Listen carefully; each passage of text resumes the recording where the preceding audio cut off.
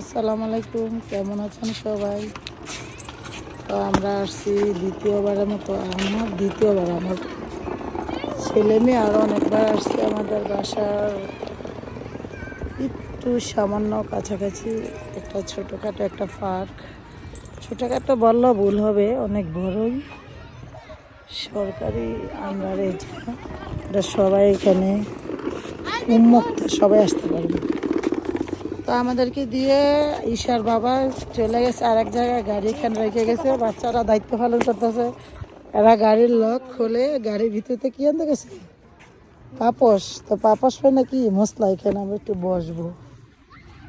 আচ্ছা, এই এখন বড় গাড়ির চালক হয়ে গেছে, সব দায়িত্ব বুঝে নিছে। আর এখানে আরাফাত খেলাধুলা করতেছে,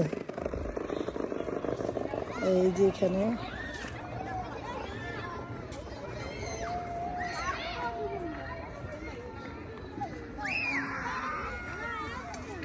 ওই যে ঈশা ওই উঠবাকে, ওই যে অন্যরা উঠে গেছে, ঈশা আর ইসকা জায়গা হইতেছে।